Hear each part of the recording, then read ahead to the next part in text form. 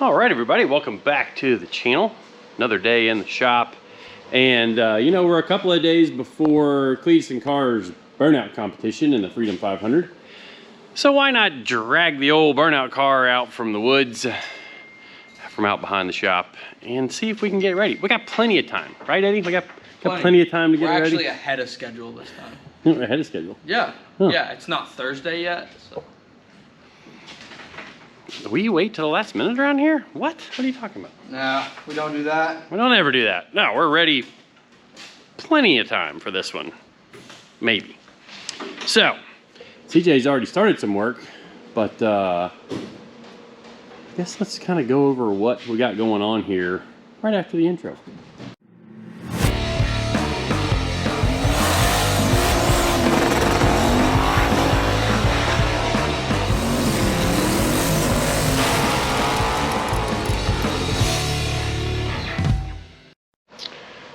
Well, as you can tell, the old girl's dirty. And CJ, what you doing? I'm gonna see if the headlights work. You have fixed my headlights to where they are not just on a temporary switch? Correct. A temporary permanent switch that we had a pigtail there the whole time, and we realized that when we took the motor out last time. So, yeah. Yeah, so if you guys didn't see, I blew the rods out of this thing at actually the last event of the year. It's kind of a bad deal. I'd already walled up. The run was to 0. Threw away the run at the championship for the year. And apparently I was like 2nd or 3rd going into that final deal, and then didn't even score in the top 5 because of the 0. And honestly, I was considering not participating in this burnout event because Friday is the Freedom 500. Saturday, I have to be back here in Gainesville in the morning for a fun run with my daughters at their school. And then we're gonna drive back down to Bradenton to make it happen with the burnout thing.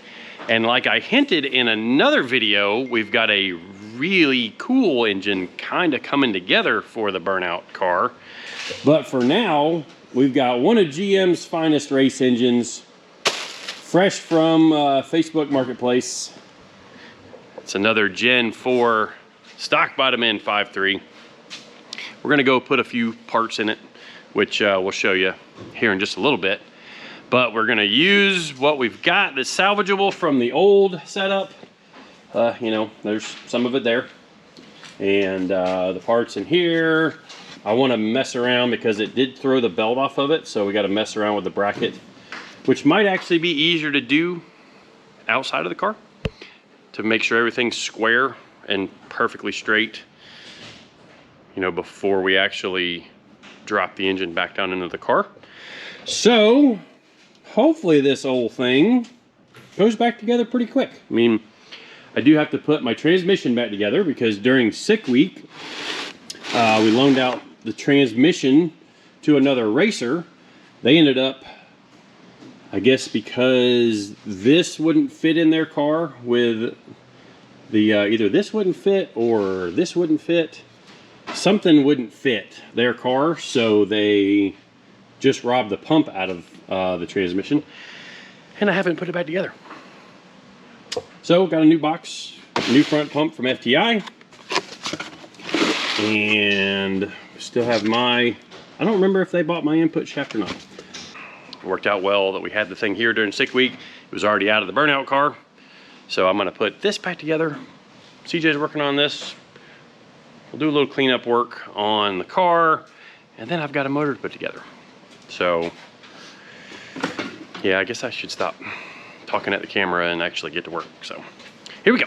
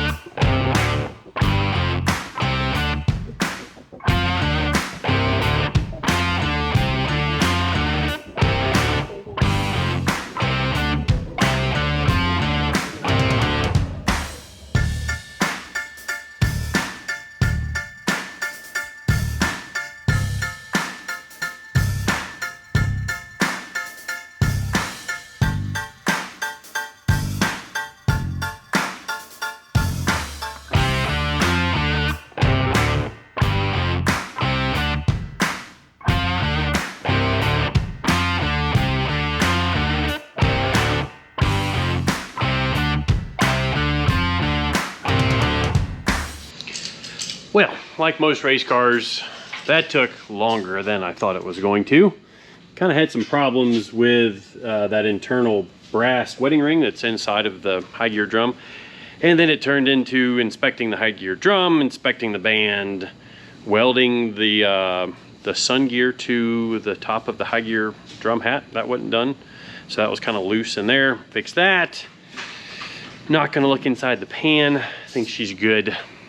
CJ's been working on unbending my quarter panels, and then I think we're gonna try, these are the inner fender tread cutters from the red car. And what I'd like to end up with on this thing is it not peppering the quarter panel with the tire shreds. So I'm hoping that if we put the tread cutters back on, that'll fix that. So while CJ's cutting on that, I'm gonna start putting together this here race motor. And we've got us a few parts there to put into here, and then this obviously goes in the car. So, time for me to get started on slamming this thing together. And we've already kind of vacuumed her up. She was kind of dirty. But as far as the bearings go, we're not gonna look at them. They're already pre-clearanced for racing applications.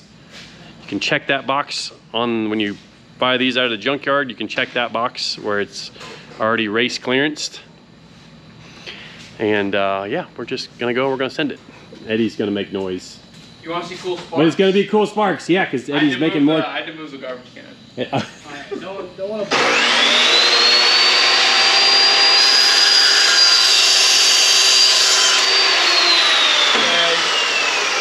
Titanium is some cool stuff. So, all right, camera down, back to work. All right, so we're gonna knock out another quick time lapse here.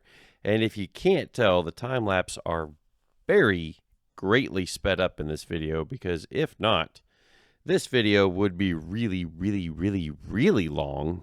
It's already really, really long, but I'm talking like I had over 2 hours of just time-lapse footage from our adventures on this project. And I'm putting them all in here so there will at least be a little sense of what all we went through. And everything that's happening right now in this time-lapse segment is all a bunch of wasted time. Now, the mistake hasn't been made yet, but if you watch and pay attention to the video, you're going to see me do something that I shouldn't have done. And it's pretty late at night, so I can't even actually see what's happening in the time-lapse segment right now, because it's kind of processing. So I'm just recording audio to fit the length of the time-lapse footage. And I know the screw up happens in here. I start out kind of just cleaning up under the engine where we had the parts stored. And then I start doing some work on the engine, put the camshaft in, degree the camshaft, get the front cover bolted on, etc., etc., etc. And then somewhere in here, Kevin's going to make a big giant boo-boo. And you will hear more about that shortly after this segment ends, because I'm going to tell you about it. I'm going to own up to my screw up. And it's a screw up that costs me a solid 2 days worth of delay by the time I fix what I messed up. All right, everybody. Wow, am I dirty? No, just shadow. I feel dirty because I've been outside pressure washing. I'm not sure exactly how I commented on the last time lapse, but Kevin gets the Bonehead of the Day award. Reason being, in that last time lapse, if I didn't talk about it, I tried to pull the balancer in the last little bit with the impact. Something I've done a few times before on some of my own stuff, trying to rush something together. Normally not how we do customer projects, but you know, we're rushing to try and get the Burnout car ready to go for this weekend. And I managed to break the bolt off in the end of the crankshaft. So, can't see down in there too great, but there's a bolt broke off in there, and there's about 3 hours of frustration trying to get it out. A few more hours being mad about it. A few more hours thinking about what I was going to do to fix it. And now, we're back to a bare block. And you know, I show you guys this stuff. Certainly don't want to. It's kind of embarrassing. I know better. I'm bumping it in. I know better than to do this. I know better than to do this. But I did it anyway. And now I've had to source another crankshaft. Thankfully, Kimber had one at his home stash. But, as you can imagine, taking one down this far opens up another can of worms. Now we've got all the bearings out. The bearings didn't look bad, but, I mean, that's usable for what we're doing. I did beat on the crankshaft quite a bit. And that's kind of what really led me to replacing the crankshaft, because I was worried that I had wounded the thrust bearing, and I had.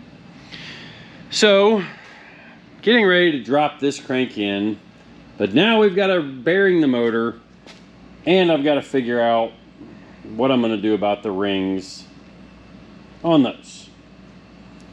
So, the oil rings were all caked up. And those of you that follow the sloppy mechanics stuff, I know better than to look at all this stuff.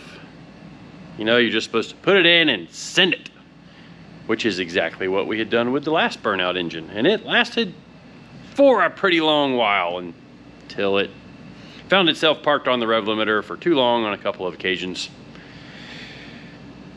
And I have a better engine in the works, something that I think's pretty cool. But I was just gonna throw another stock bottom end in it, you know, chuck a cam in it, reuse the heads off the engine that chucked the rods out of it, because all it did was bend 2 or 3 valves. Didn't even hurt the valve job on it. Chucked them back together, had them skimmed off to clean the decks up on them, which we'll probably show you more about that in the engine room when I get ready to bolt them on. But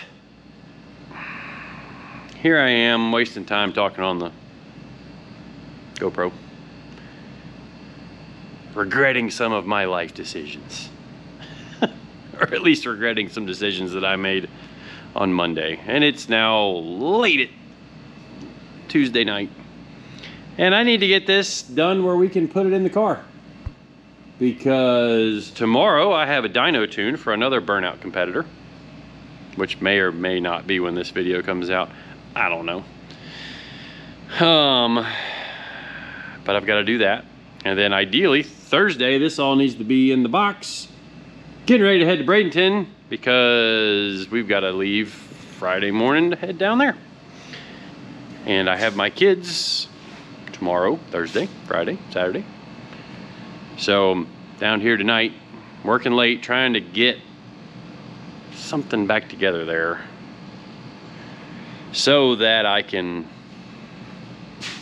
do my dad responsibilities the next couple of days. Y'all wonder how I do some of this stuff? I don't know. I just keep at it and eventually something good happens. That's what I keep telling myself anyways. And y'all maybe know that I like Sister Hazel. One of their songs that helps me out often is a song called Change Your Mind.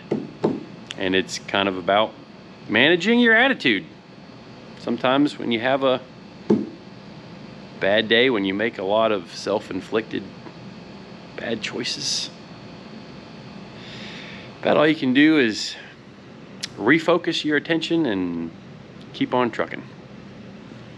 So that's what I'm about to do. I got to get off of this because I got to get an engine together. Crankshaft's ready to go in. Anyways, let's get to it. let's see if we can pull off a miracle and get this to the Freedom Factory for the Burnout Rivals, Burnout, Pro Burnout class. I don't know. Whatever classes I'm going to end up entering, and hopefully this thing doesn't, I haven't lost the magic by taking it apart. You know, you guys know those stock bottom end engines can be amazing. The last one that was in the car didn't even take a rod bolt loose. This one, obviously, had to take all the rod bolts loose. Like I said, hopefully I didn't let the magic out. Because, you know, the engines we go through and build with like nice parts in them, you expect those to live. Stock bottom ends, if you stick them in there, just without messing with them, it's okay if they come apart. It's a stock engine. This one's still stock, but now it will have been very rapidly refreshed. So I did take the block out, wash it, run a flat sanding board on the decks to kind of just smooth them up a little bit, clean the little bits of rubber that was on there. Hosed the board down with some WD-40, brought it back in here, blew all the extra off, ran a thread chaser through all the cylinder head bolt holes and the mains. It's time for me to put it back together. So here we go. All right, so another time lapse where I will very, very rapidly begin to assemble the short block. And typically, when we build an engine, I measure the size of the main journals. I measure the size of the rod journals, but I'm not doing any of that for this engine. This is my thrown together stock bottom end engine. I did end up putting some new / used aftermarket bearings in it that were in, I think, Soccer Mom's engine. Like, we pulled Soccer Mom's engine down to check through it, took the bearings out of it, just put new bearings in it. Both the main and the rod bearings are used. New ring set, except for one compression ring, which I think I'll talk about here in the next segment. But anyways, like I said, normally this is not how we would build an engine. It would be blueprinted, it would be engineered, verified that the clearances are what we intended them to be. But I don't have the time to do all that, nor do I think I need to for this project, because this engine will likely be in for 1, maybe 2 events, and then we will pull it out, stick it in the corner, and have it as a spare for another build. We'll have to see what that just might be. Well, you guys know I can't do anything without overdoing it, I guess is an accurate way to put it. So these are the stock pistons, and you can maybe tell that I cleaned them up a little bit, which, when I looked at this thing once I got it apart, the oil rings were completely caked up, which these are a new set of oil rings because I just happen to have a piston ring kit. It was missing one compression ring because years ago I had stolen a compression ring out of it for some reason. Happens to fit these pistons, so I'm using it. And yeah, I went ahead and kissed them on the file a little bit to open the ring gaps up to, let's see, I did 26 on the top, 28 on the second. Should be plenty. These are a hypereutectic piston, so they'll probably put a good amount of heat in them.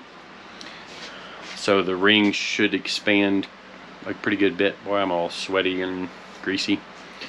It's late or early, depending on how you want to look at it. Probably not going to go home tonight, unfortunately. But I'm almost back to the point that I was when I broke the bolt off in the crank. Now this should be a much nicer piece than the other one, because the rings were completely stuck. Like, I mean, the oil ring, this thing probably would have smoked like crazy. It might still smoke. Who knows? We'll find out when we crank it. Whew. But I better get back to work if I want to have any chance of getting a nap before I show back up tomorrow to work. All right, here we go. All right, well, another kind of wrap up to at least the engine assembly through the time lapse. And I'm putting the last few pistons in. And really what dragged this project on was the cleaning aspect.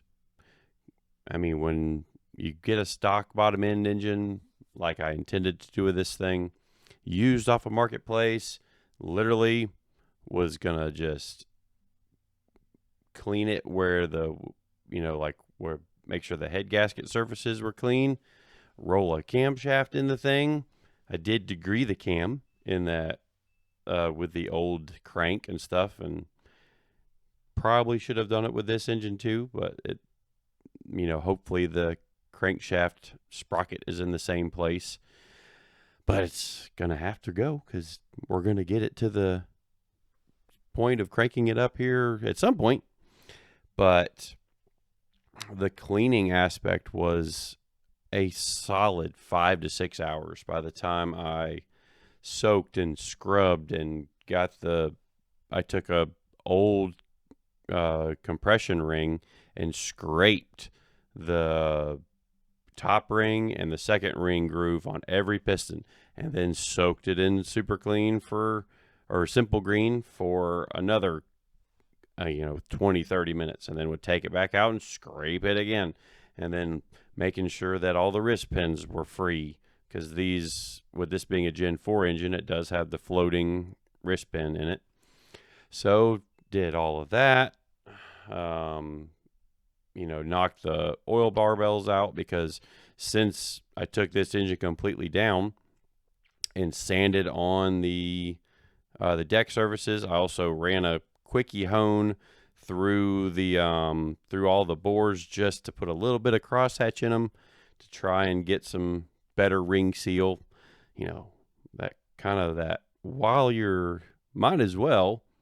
While we're into this thing, we might as well do this. And then that snowballs into, well, I might as well do this. And for it being a quick throw together engine, hopefully it does all right, which if we can get enough time, we're going to get this thing fired up, hopefully, and put it up on the dyno and see how it compares to the other engine.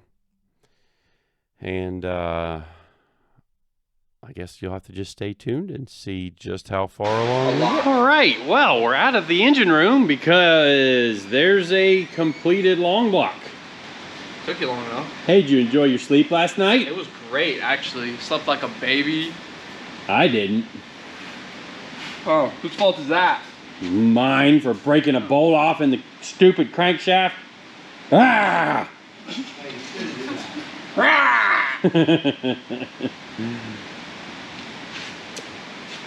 Yep, that needs to go in here ASAP. And it's kind of a mess in here. Ooh, it's all dirty from being outside too. I keep finding this like weird black I'm tired. stuff everywhere too. Like Kind of weird. rubber? Looks kind of like rubber. I don't know. It's in the bell housing? There was some like in the back side of the flex plate, like back in here. That's impressive. Yeah. All right, well, I'm not much of a mood for talking. So I'm gonna put you back on time lapse and we're gonna stick this thing in the car. And it's flooding outside right now, and I'm supposed to have a dyno tune here in 30 minutes. Maybe it'll get here before I leave to go get my kids from school, or not, and they can wait. They're gonna have to wait anyway. Anyways, we gotta get to work.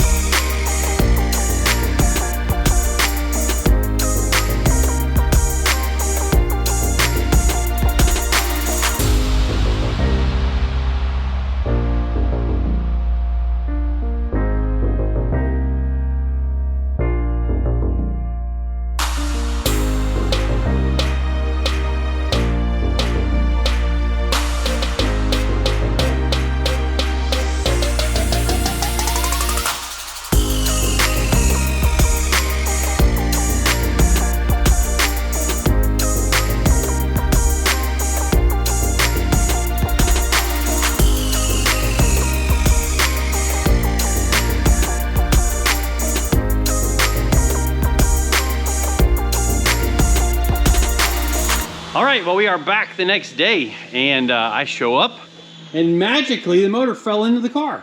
Like, I don't know how that happened. I don't know either. It just happened. It just happened? You know, it just happened.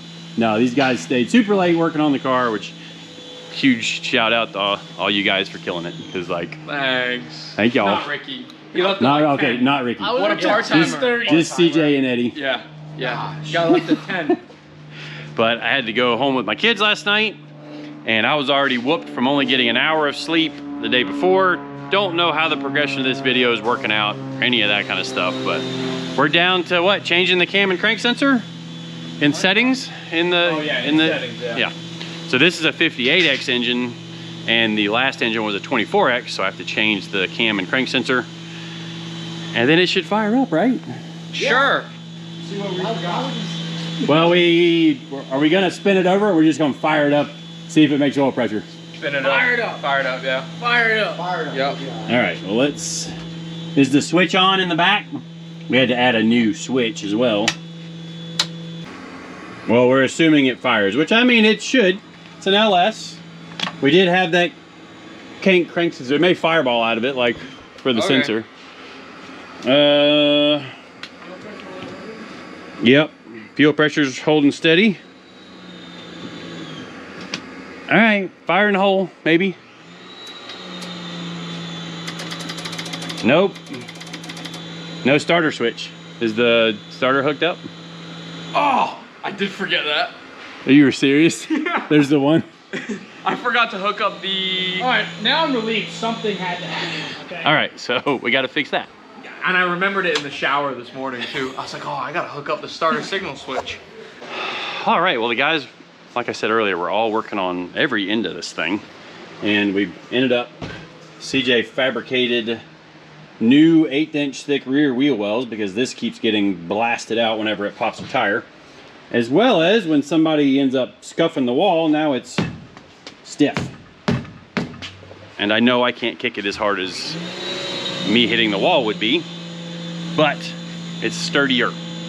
And we are going to build a bumper around the back of it, like a tube bumper, like you see just about everybody's got. So we'll get that taken care of at some point. And I guess we'll get her wiped down and cleaned up here, assuming she cranks, and then maybe even chuck it on the dyno. We'll see. See if we can end up with time with that. Asleep while I was like on my... All right, let's try this again. Live with ignition on. Start a data log. We want to watch for oil pressure to come up, assuming that it cranks. Let's see if it backfires or does anything dumb.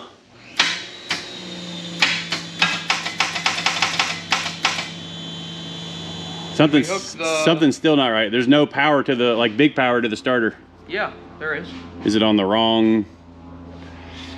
I mean, you got Pause for station identification.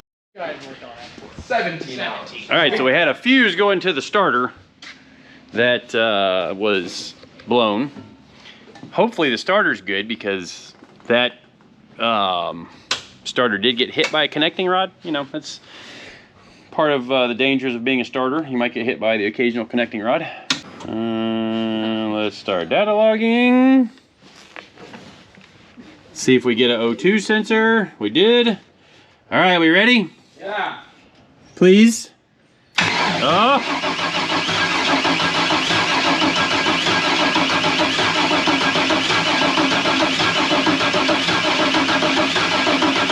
Something's wrong with the cam and crank sensor, because it goes from syncing to, and you can hear it trying to fire out the exhaust. So I thought somebody checked that. I don't know. I followed what the internet said to do. All right, so we're not quite there yet. All right, well, second time's the charm. Third time's the charm? Fifth time's the charm? Oops, let me data log it. Fire in the hole, maybe.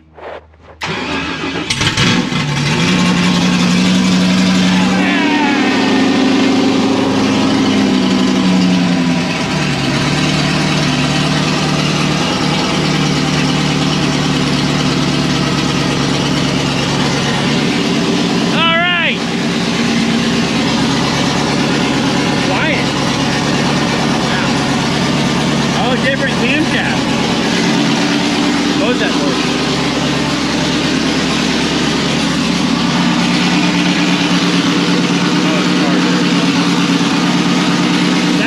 So I had the cam sensor wiring right. Dude, what the heck? Like, that's Must so be the weird. Must be the crank sensor.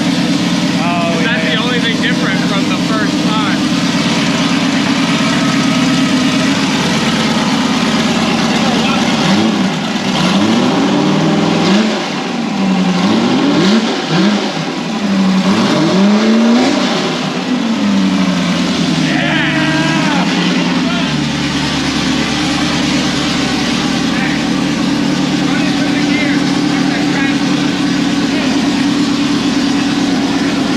You want to be on the ground because it's going to start spinning.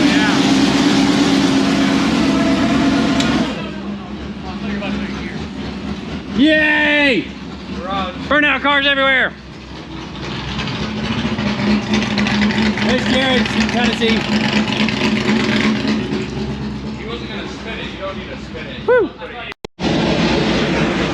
All right, we're on the dyno, and we're rushing because we're trying to get out of here and go to the Freedom Factory. At least trying to load up before regular hours tonight, so we're not here till all hours of everything late again tonight. So let's make a dyno pull.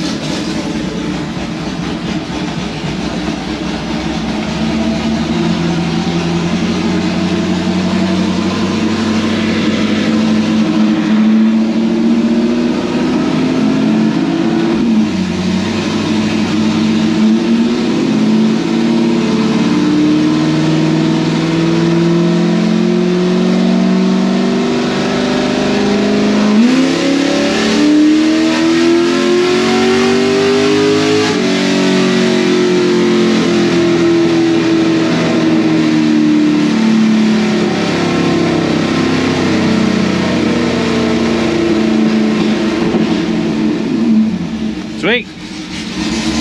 Actually seem pretty happy there. Look at some data, make some changes. Wow, 353 already. Ooh. That's already up over the old motor. 353 and still climbing? Oh. Nice. Yeah. Out of a 5.3, baby. Yeah. Put the turn the nitrous on. Now we don't need the nitrous yet. Yeah. What's the, oh, that's the wideband O2 is not plugged in, so let me just look at some stuff. All right, so first pull there at 60, I think 500 where I stepped off of it was already at 354 wheel horsepower, let's call it. 353.8. I think that's substantially better already than the other engine, and it feels like it's torquier down on the bottom end. So before we're done with this video, we'll bring up the old 5.3 and we'll look at it. Only big difference is just fresh rings and a different camshaft. So let's go again.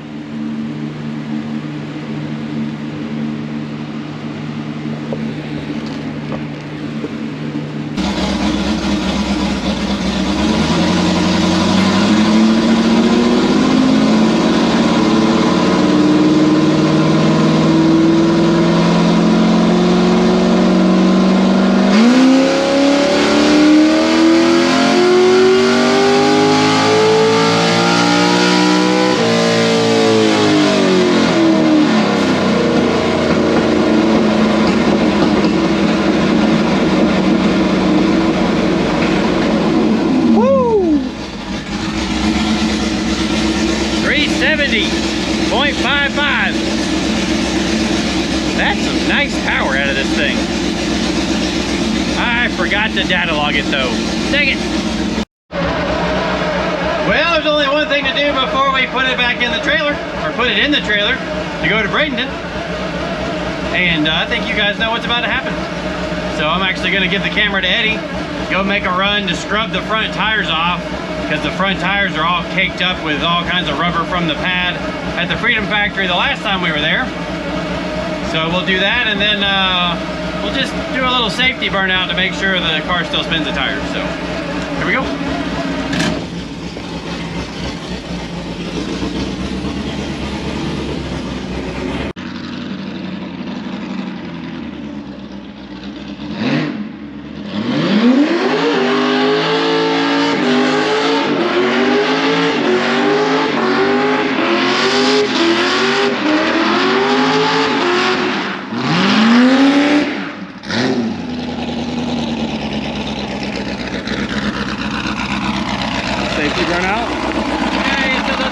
It works. You can definitely feel the weight of the iron block in the steering wheel. Oh, really? Yeah, Yeah. definitely heavier on the nose. Sweet. Load it up. Let's go.